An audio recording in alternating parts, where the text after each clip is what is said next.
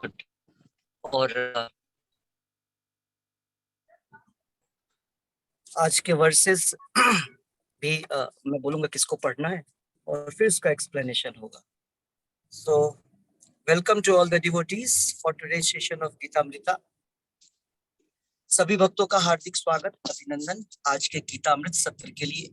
मैं भी out of Lucknow means Jhansi आया था। ओरछा, आप लोगों ने नाम सुना होगा।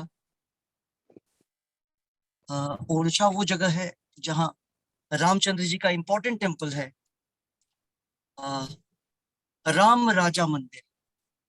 इसकी कथा भी बतलाएंगे आज की क्लास में। बहुत ही इंस्पायरिंग कथा है।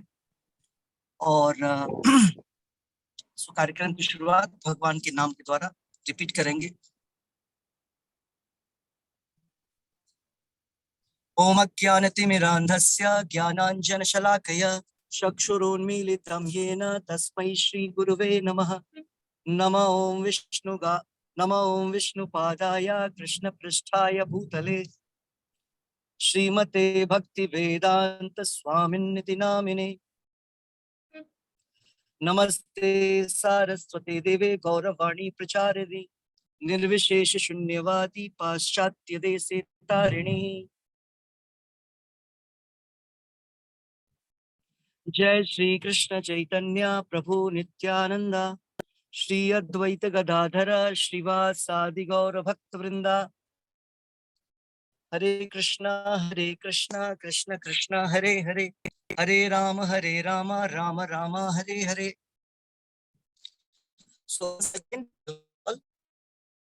भगवद गीता के अध्ययन में अध्याय 6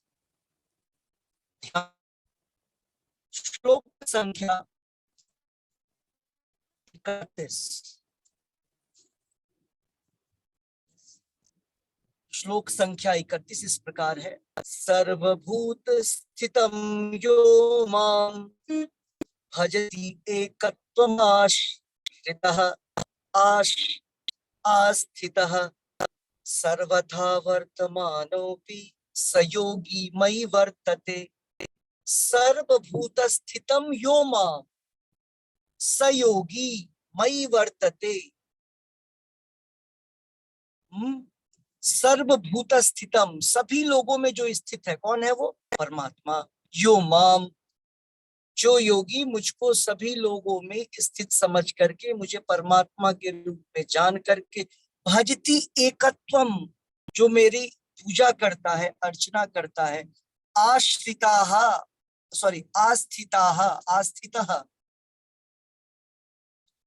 सर्वथा वर्तमानोपि, वो हर एक सिचुएशन में, इवन जब वह इस संसार में भी होता है तो क्या होता है? वो योगी कहलाता है, लिबरेटेड पर्सन कहलाएगा। तो इसका अनुवाद जो है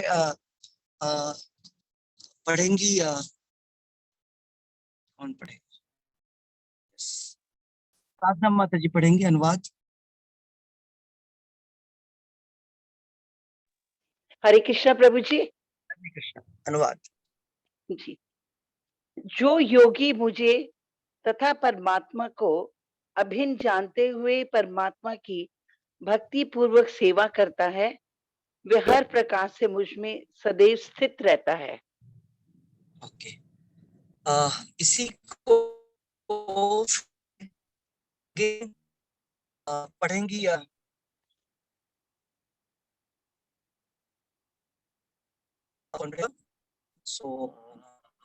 सुषमा माता जी पढ़ेंगी।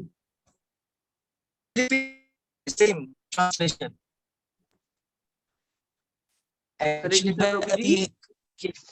जो योगी मुझे तथा परमात्मा को अभिन्न जानते हुए परमात्मा की भक्ति पूर्वक सेवा करता है, वो हर प्रकार से मुझ में सदैव स्थित रहता है। ट्रांसलेशन की बात करें हम, ट्रांसलेशन में क्या मिला हमें? जो व्यक्ति, जो योगी परमात्मा में और भगवान कृष्ण में अंतर नहीं समझता, मतलब अंतर है भी और नहीं भी है। अंतर है क्या? कि भगवान जो है वो पूर्ण रूप है, परम सत्य के पूर्ण रूप है, पूरे तरीके से फुली मैनिफेस्टेड रूप है, पूरे अभिव्यक्त रूप है। परमात्मा क्या है? परमात्मा भगवान के अंशावतार है, या उसको बोलते पार्शियल एक्सपेंशन है, करेक्ट। सो तो ये अंतर है, लेकिन अंतर नहीं है कैसे? क्योंकि परमात्मा और भगवान दोनों एक ही चीज को अंकित करते हैं, एक ही चीज को बतलाते हैं। जो परमात्मा है वही भगवान है और ब्रह्म भी वही। परम सत्य को तीन प्रकार से जो ट्रांसेंडेंटलिस्ट हैं, आध्यात्मवादी लोग हैं, वो समझते हैं परम सत्य को। तो तीनों परम सत्य ही हैं, लेकिन अलग अलग स्टेजेस में लोग अलग अलग तरीके से समझते हैं। तो किस प्रकार से दोनों सेम है? कि दोनों परम सत्य को ही बतलाया जाता है। जैसे हमने कल भी चर्चा किया था, जो भगवान के शुद्ध भक्त होते हैं, प्रेमांजन छुरित भक्ति विलोचनेना संतः सदैव हृदयेषु विलोकयन्ति यम श्याम सुंदर मचिंत्य गुण स्वरूपम गोविंदमादि पुरुषम तमाम भजाम। जो भगवान के शुद्ध भक्त होते हैं वो प्रत्येक जीव में परमात्मा को किस रूप में देखते हैं? श्याम सुंदर के फॉर्म में देखते हैं। तो परमात्मा को श्याम सुंदर के फॉर्म में देख रहे हैं। योगी जब कृष्ण को देखते हैं, जब भगवान कृष्ण जब यहाँ थे, तो योगी लोग जब भगवान कृष्ण को देखते थे तो वो परमात्मा के रूप में समझते थे। तो दोनों अभिन्न है, एक ही वस्तु के अलग अलग स्टेजेज हैं, लेवल्स हैं जिसमें हम समझते हैं। और सबसे जो पूर्ण अभिव्यक्ति है परम सत्य की, वो भगवान का पूर्ण रूप है, जिसको भगवान बोलते हैं। तो जो योगी होते हैं, दोनों में अंतर नहीं समझते हैं, और अंतर नहीं समझते हुए उनकी पूजा करते हैं। यहाँ पर लिखा हुआ है कि वो वर्शिप करते हैं। यहाँ क्या लिखा हुआ है? वो श्लोक है, भजति एकत्वम आस्थितः। उस प्रकार से दोनों को एक समझते हुए उनकी पूजा करते हैं। और इतना ही नहीं, वो एकत्वम, वो दोनों को एक समझते हैं और इसीलिए दोनों को समान पूजा करते हैं। और इसी कारण से हर अवस्था में भगवान बोल रहे हैं वो मुझ में वास करते हैं। क्या अर्थ हुआ इसका? कि वो हर समय मुझ में है, मतलब वो हर समय कृष्णा कॉन्शियस है।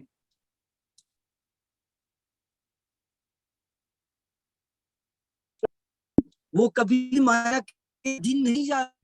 He remains always in me.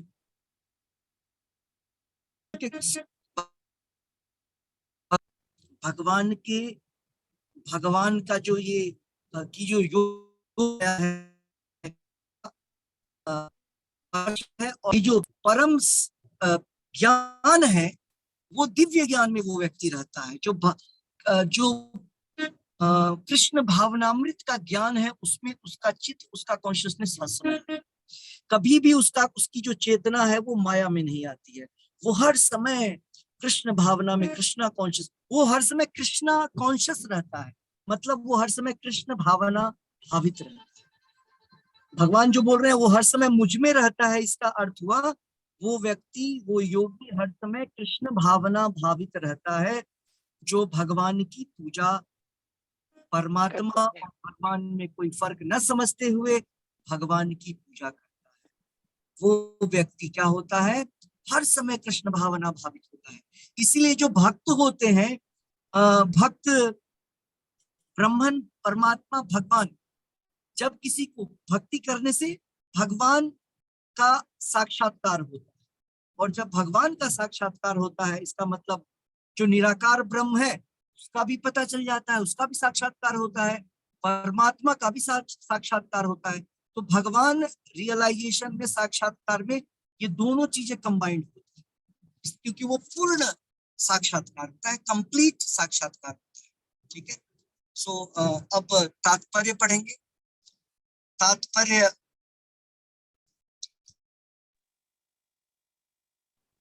पढ़ेंगे मिथिलेश माता जी, मतलब फर्स्ट स्टांजा नहीं, आप पढ़िए, मैं बोलूंगा कहाँ रुकना है। यस, मिथिलेश माता जी तात्पर्य पढ़िए।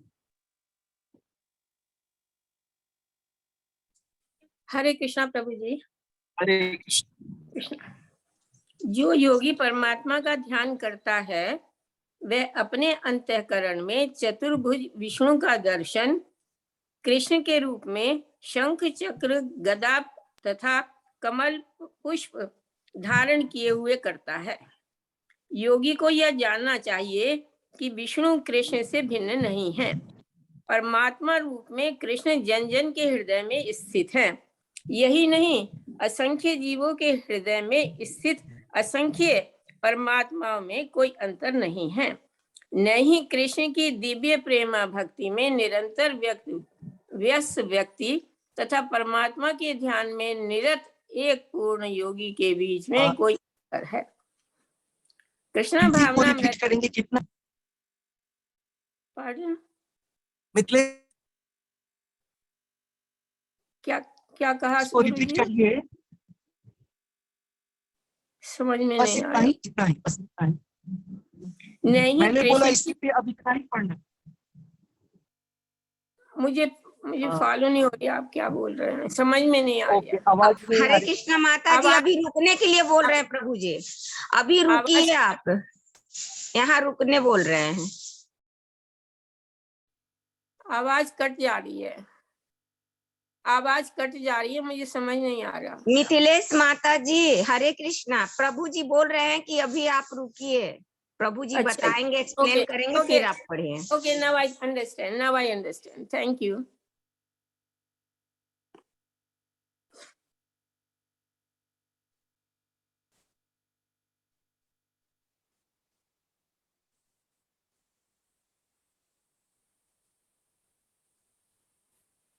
अब आवाज रुक गई है, पता नहीं है कुछ नहीं।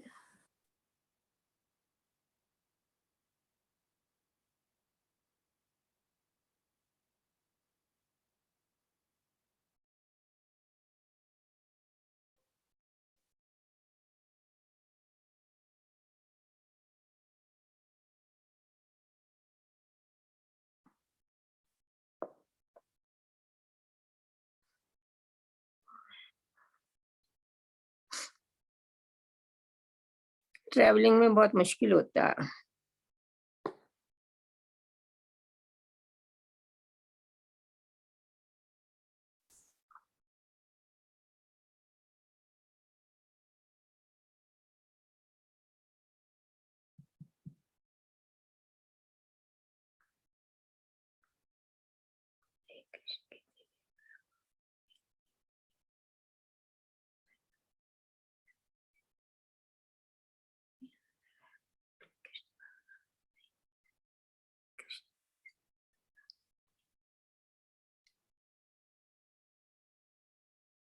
अगर आप सबको सुनाई आ रही हो तो पढ़ लो।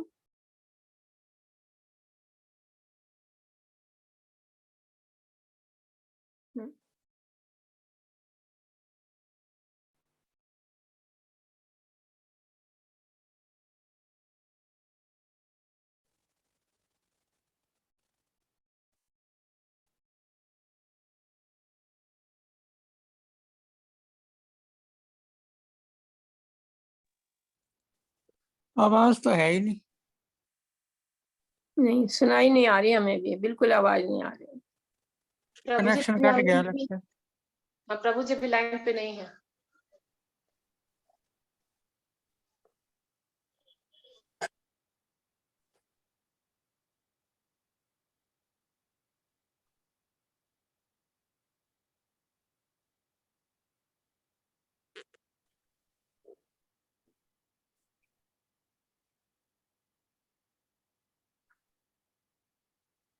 इतने एक बार पढ़ लें, फिर दोबारा गुरुजी के साथ पढ़ लेंगे।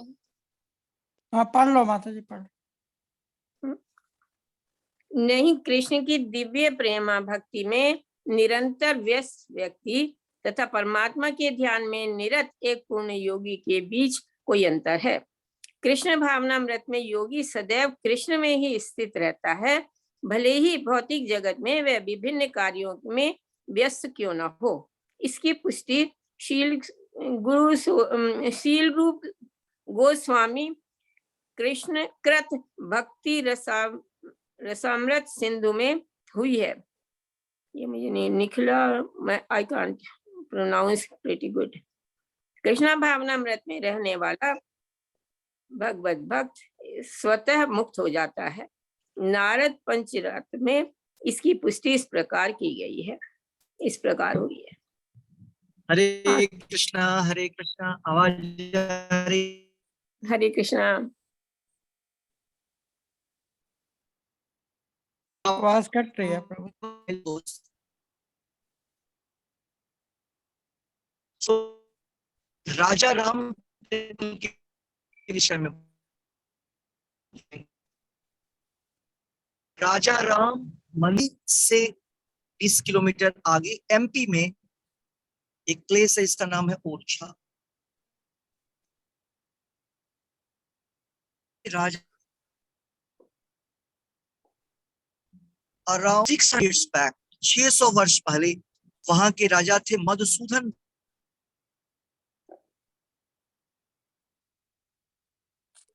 के भक्त थे।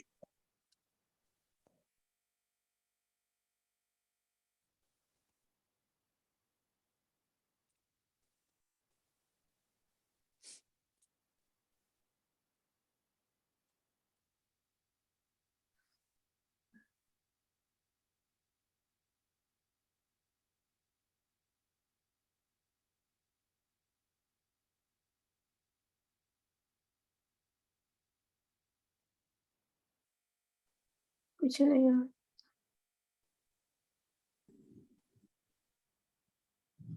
हरे कृष्णा। सो जो महाराज थे यहाँ के, उन्होंने एक भव्य मंदिर का निर्माण करवाना शुरू किया और बोले कि यहाँ पे हम कृष्ण जी का मंदिर बनाएंगे, कृष्ण जी की मूर्ति स्थापित करेंगे। लेकिन महारानी बोला नहीं नहीं नहीं, राम जी की। और इस तरीके से उन दोनों के बीच में बराबर थोड़ा बहुत विवाद होता था। तो फिर राजा ने बोला कि ऐसा करो, तुम एक बार वृंदावन होकर के आओ।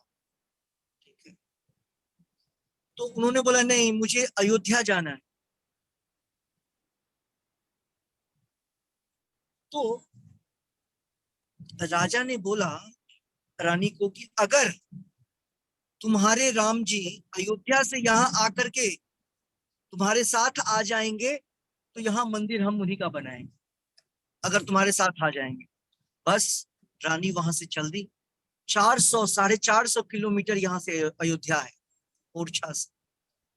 रानी वहां से अयोध्या आ गई और वहां पे उन्होंने 21 दिनों की तपस्या की। भगवान को बुलाया उन्होंने, लेकिन भगवान प्रकट नहीं हुए। बाद में वो जो महारानी है, वो सरयू में छलांग लगा देती है अपने प्राण देने के लिए। और जब वो कूदती हैं तो उनकी गोद में राम जी बाल रूप में आ जाते हैं, एक मूर्ति उनके गोद में। ठीक है, और बातचीत शुरू हो जाती है। वो बोलते हैं बोलो क्या है, तुम क्यों बुला रहे थे? तो बुला रहे थे कि आपको मेरे साथ ओरछा चलना है। तो उन्होंने बोला मैं 3 कंडीशंस पे चलूंगा। पहला कंडीशन, तुम मुझे जहां भी रखोगे यहाँ से ले जाने के बाद, मैं वहां रुक जाऊंगा, थोड़ा भी मूव नहीं करूंगा उस प्लेस। दूसरी कंडीशन, जिस क्षेत्र में तुम मुझे लेकर के जाओगे वो क्षेत्र मेरे अधीन हो जाएगा, वहां और किसी दूसरे का शासन नहीं होगा, मैं वहां का राजा होऊंगा, दूसरे किसी व्यक्ति का शासन नहीं होगा, दूसरा कोई राजा बन ही नहीं सकता है।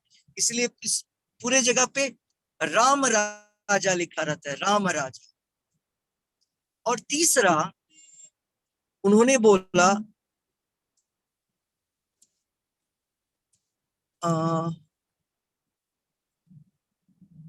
तीसरा क्या बोला, तीसरा उन्होंने बोला कि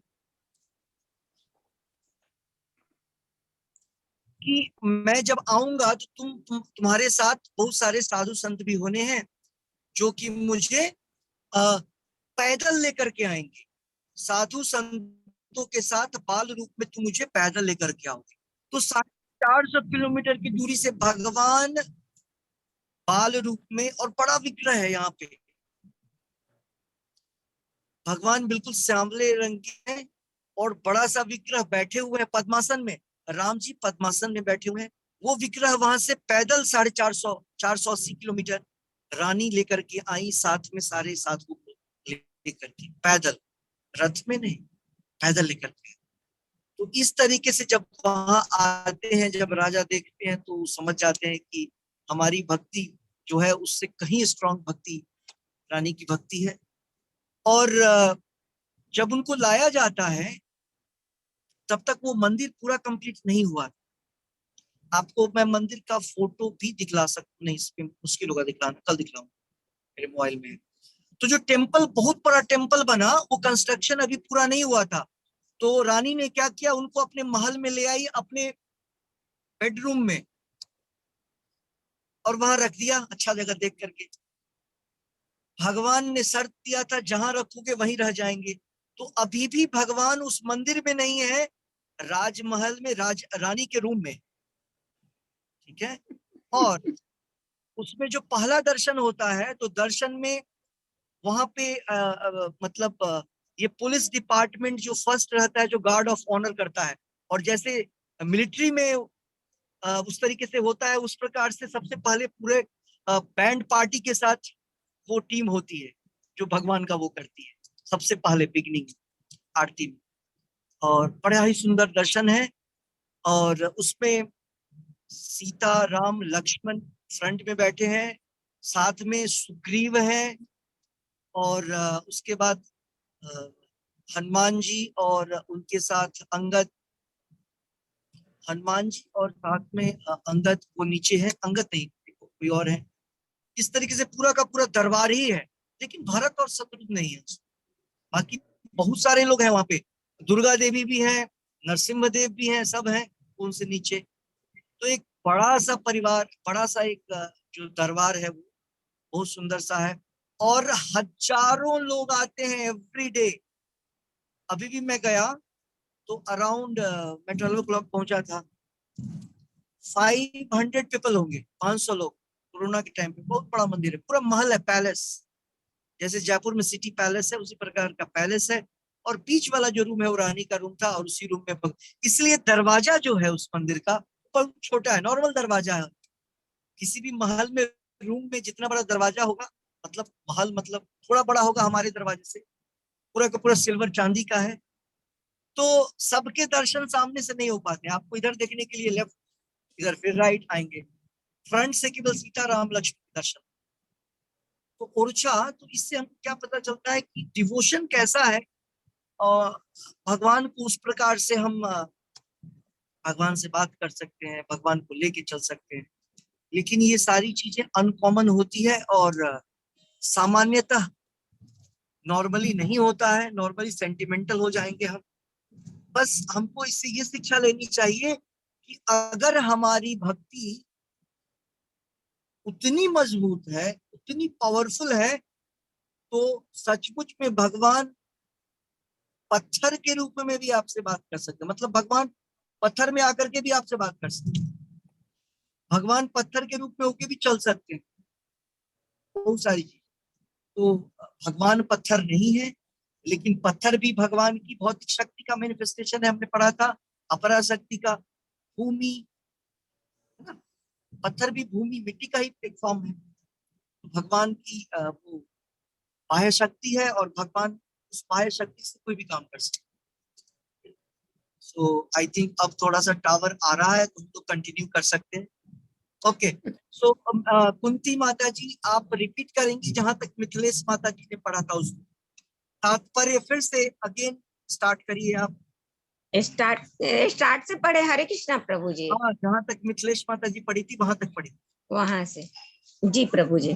नहीं, कृष्ण की दिव्य प्रेमा भक्ति में निरंतर व्यस्त व्यक्ति तथा परमात्मा के ध्यान में निरत एक पूर्ण योगी के बीच कोई अंतर है।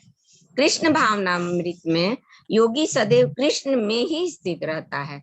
भले ही भौतिक जगत में वह विभिन्न कार्यों में व्यस्त क्यों न हो। इसकी पुष्टि श्री रूप गोस्वामी कृत। नहीं, मैंने बोला था शुरू से पढ़ने के लिए ना। ओ अच्छा, शुरू से है, ठीक है प्रभु जी, पढ़ती हूँ।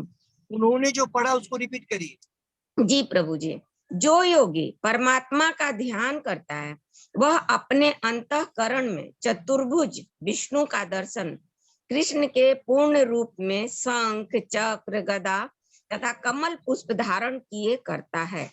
योगी को यह जानना चाहिए कि विष्णु कृष्ण से भिन्न नहीं है। परमात्मा रूप में कृष्ण जन जन के हृदय में स्थित हैं। यही नहीं बस एक मिनट। जी हाँ, इसको कंप्लीट कर लीजिए। यही नहीं असंख्य जीवों के हृदय में स्थित असंख्य परमात्माओं में कोई अंतर नहीं है। बस आगे इतना ही। बस अब यहाँ पर बताया गया एक योगी, नॉर्मल योगी नहीं, वो योगी जिसने अपने योग सिद्धि को सफल कर लिया है, मतलब जो सिद्ध कर लिया है, परफेक्टेड योगी। वो योगी, पहले स्टार्टिंग में हमने तो बताया था कि योगी कैसे शुरुआत करता है। पहले तो वो यम नियम आसन प्राणायाम प्रत्याहार, अपनी सांसों को रोकता है और भोजन नहीं करता है। और कौन पढ़ रहा है? पढ़िए मत, शांति से सुनिए जो बोल रहे हैं। सो योगी क्या करता है? बिगिनिंग में वो इस प्रकार से मैकेनिकल प्रोसेस के द्वारा, भौतिक प्रोसेस के द्वारा अपने इंद्रियों को कंट्रोल करता है। बिगिनिंग ऐसे वैसे करता है। बाद में जब वो प्रत्याहार कर लेता है, मतलब इंद्रियों के द्वारा कितना बिल्कुल कंट्रोल कर लेता है, आंखों से कुछ नहीं देखना है भौतिक चीजें, मुख के द्वारा कुछ भी नहीं खाना है, मतलब कंट्रोल, बिल्कुल सारे सेंसेस को कंट्रोल कर लेता है वो। कुछ भी प्रत्याहार, हमने पढ़ा था प्रत्याहार का डेफिनेशन दिया था, क्या प्रत्याहार का मतलब होता है। इस अवस्था में वो क्या करता है? पतंजलि ऋषि ने जो शास्त्रों में जो अभी जो आपने परमात्मा का विवरण सुना, उसको वो देखता नहीं है बिगनिंग में, वो उस चीज को समझ करके उसको धारण करता है अपने हृदय में। उसी को बोलते हैं धारणा। और धारण करने के बाद, धारणा के बाद वो ध्यान लगाना शुरू करता है उसको। और जब ध्यान उसका कांस्टेंट हो जाता है, निरंतर ध्यान रहता है उसमें, करता है चित्त का ध्यान, फिर वो समाधि में पहुंचता है। और जब वो समाधि उसकी पूर्ण हो जाती है, तब वो व्यक्ति स्वयं चतुर्भुज रूप में भगवान विष्णु को देखता है, शंख चक्र पद लेकर के। अब वो व्यक्ति योगी, अष्टांग योगी न रह करके वो एक शुद्ध भक्त बन जाता है, वो भक्ति योगी बन जाता है। अब वो साक्षात परमात्मा को, चतुर्भुज विष्णु को और भगवान कृष्ण को देखता है। ये बतलाया गया एक शुद्ध योगी के विषय में कि वो कैसे अष्टांग योगी से भक्ति योगी बन जाता है, एक तो ये। और दूसरा पॉइंट जो यहाँ पर बतला रहे हैं वो ये कि यही सेम परमात्मा असंख्य, या असंख्य छोड़िए, सारे अंडांतरस्थ परमाणु छयांतरस्तम, भगवान बोलते हैं कि मैं इस एक बड़े ब्रह्मांड के अंदर में भी हूं और इस ब्रह्मांड के हर एक कण में भी हूं। तो भौतिक कण में भी भगवान है। जैसे बालू का आपको छोटा सा कण मिल जाता है, ये शरीर किससे बना है? पंच धातु से बना है, तो मतलब कण से ही मिलके बना होगा। तो भगवान जो है हर एक कण में परमात्मा के रूप में विराजमान है। और जब जिंदा व्यक्ति की बात होती है, जब आत्मा की बात होती है, तो भगवान उस आत्मा के हृदय में विराजमान। ये हमने 2 श्लोक में पहले पढ़ा था, जहां भगवान बोलते हैं, भगवान क्या बोलते हैं? हृदय से अर्जुन तिष्ठति। हमने पढ़ा था 2 दिन पहले, जो श्लोक आया था उसमें भगवान बोलते हैं अर्जुन कि मैं कहाँ रहता हूँ? मैं लिविंग एंटिटी के जीव के हृदय में वास। तो भगवान हर एक कण में वास करते, यही परमात्मा के रूप में। लेकिन जिसने अपनी भक्ति को सिद्ध कर लिया है, जो योगी अपने योग को सिद्ध कर लिया है, इवन जो भक्ति योगी जिसने सिद्ध कर लिया है, वो हर जगह भगवान को देखता है। ठीक है, ठीक है। इसके नेक्स्ट आगे पढ़ेंगी मिथिलेश माता जी, सॉरी नो, मीनाक्षी माता जी। हरे कृष्णा प्रभु जी। करेक्ट।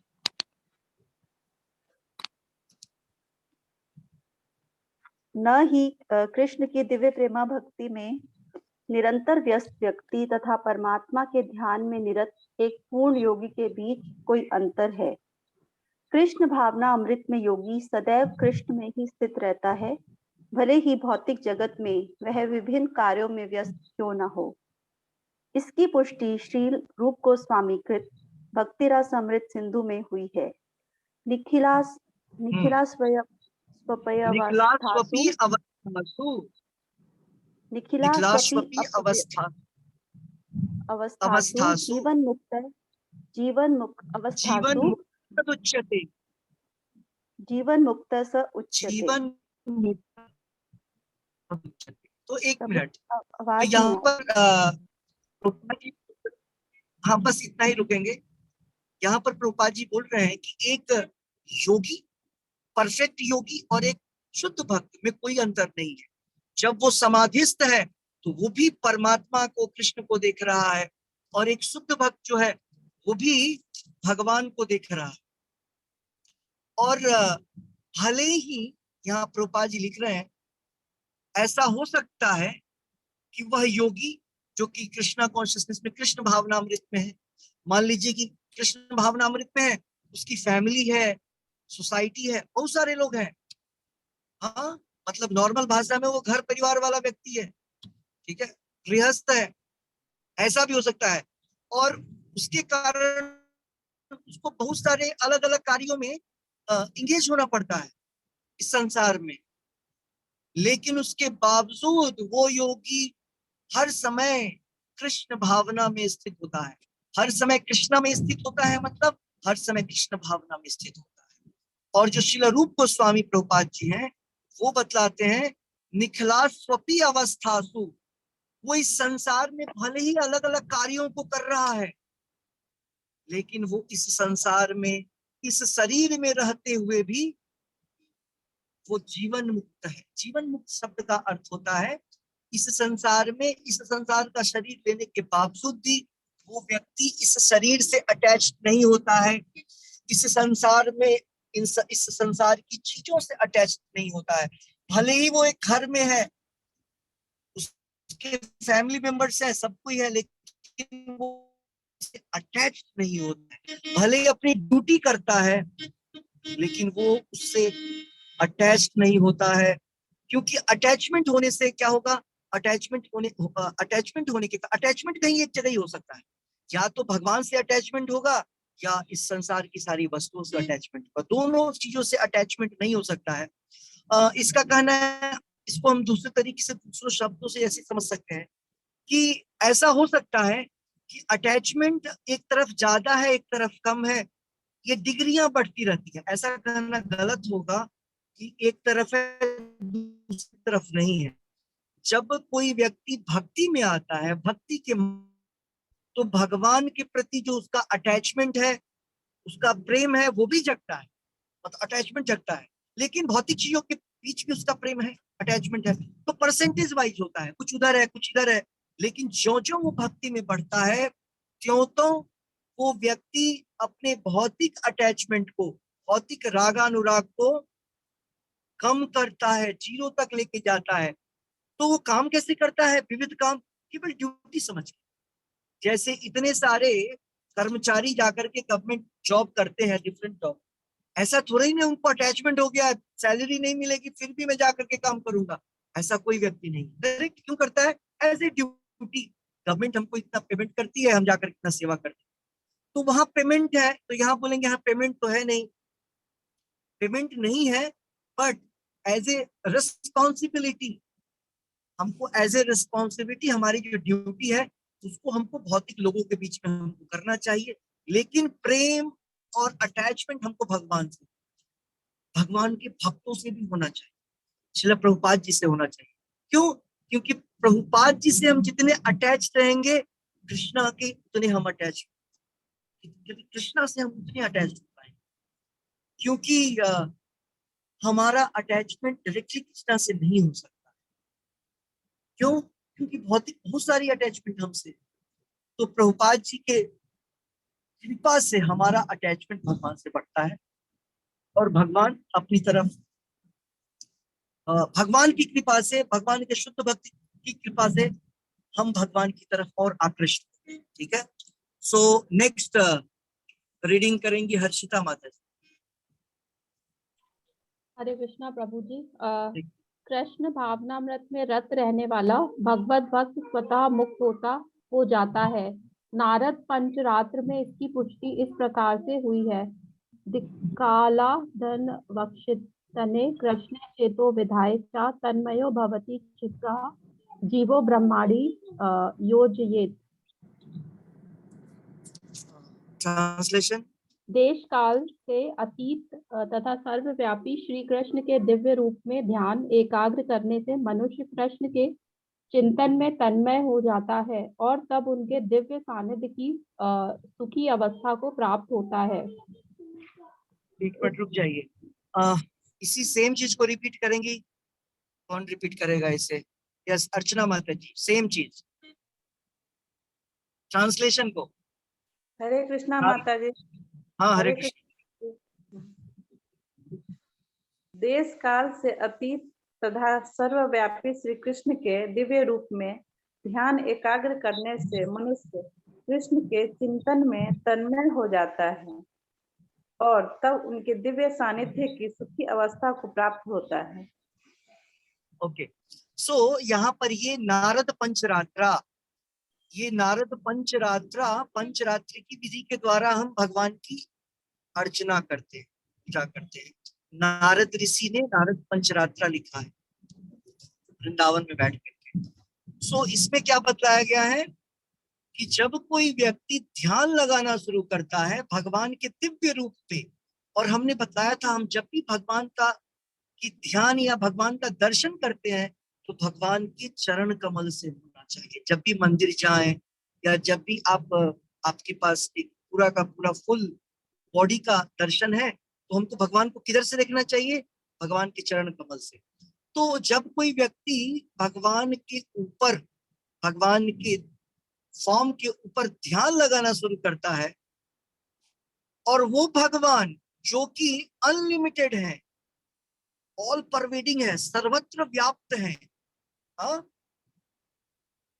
वो सर्वत्र व्यापी भगवान अभी यहाँ पर एक फॉर्म में खड़े हैं और हम उसके ऊपर ध्यान लगा रहे हैं। इससे क्या होता है?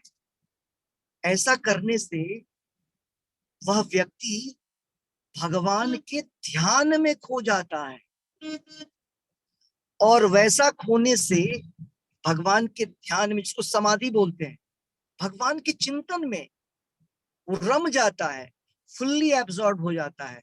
और ऐसा करने से क्या होता है?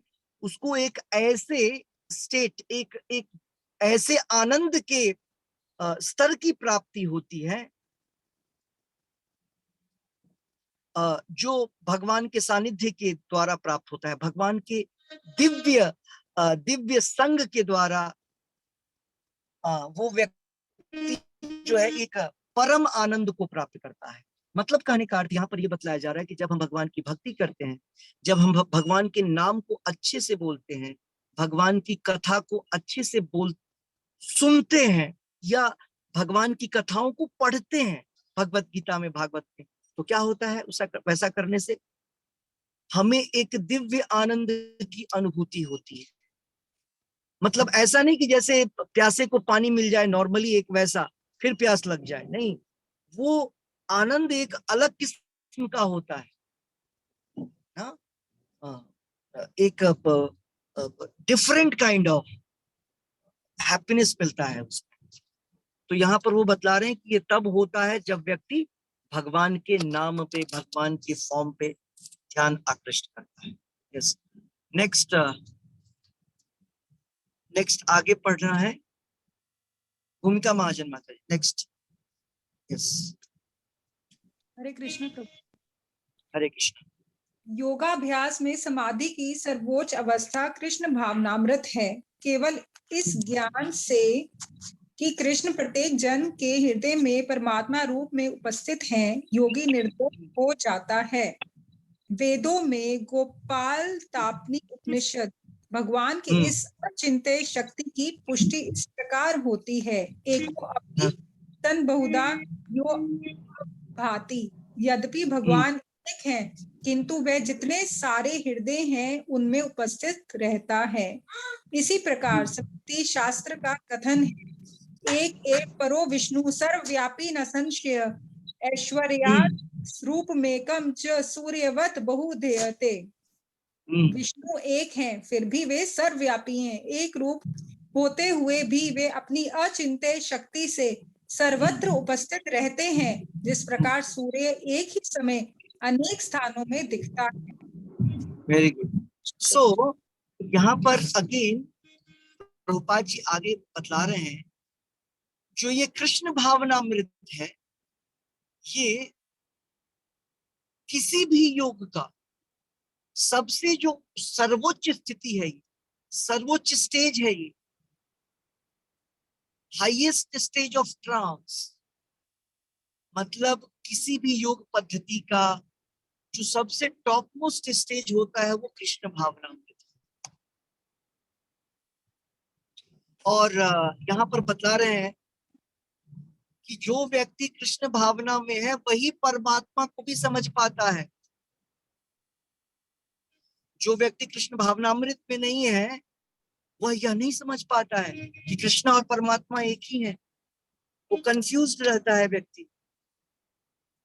और इसकी व्याख्या गोपाल तापनी उपनिषद में की गई है। क्या उपनिषद में की गई है?